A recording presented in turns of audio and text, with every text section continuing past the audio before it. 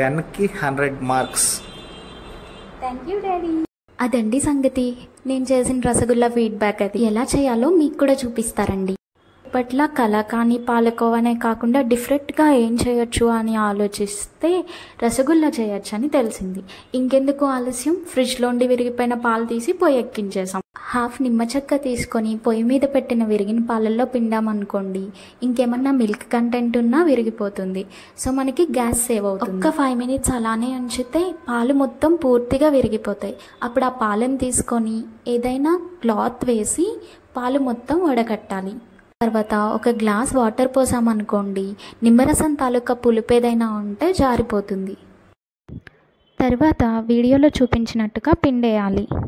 ఇప్పుడు ఇలా ముద్దలా తయారైన దాన్ని ప్లేట్లోకి తీసుకొని 1 టీ స్పూన్ మైదా పిండిని యాడ్ చేసి చపాతీ పిండి కలిపినట్టుగా బాగా గట్టిగా ఒత్తుతూ కలపాలి.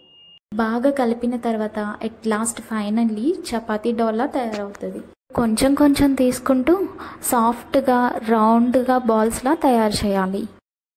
ఇప్పుడు మొత్తం రెడీ అయిపోయిన తర్వాత స్టవ్ ఆన్ చేసి ప్యాన్ పెట్టి 1 cup sugar and 1 cup water mix చేసి షుగర్ సిరప్ తయారు చేసుకోవాలి.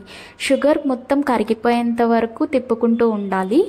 అండ్ కరిగిపోయిన తర్వాత వాటర్ బబుల్స్ వచ్చేటప్పుడు 1 చిన్న టీ స్పూన్ ఇలాచీ పౌడర్ యాడ్ చేయాలి. ఇప్పుడు మనం తయారు చేసిన బాల్స్ని షుగర్ సిరప్లో యాడ్ చేసి మూత పెట్టేసి 5 మినిట్స్ లో ఫ్లేమ్లో ఉంచేయాలి. ఉండలు షుగర్ సిరప్ని పీల్చుకొని పెద్దగా అవుతుంటాయి.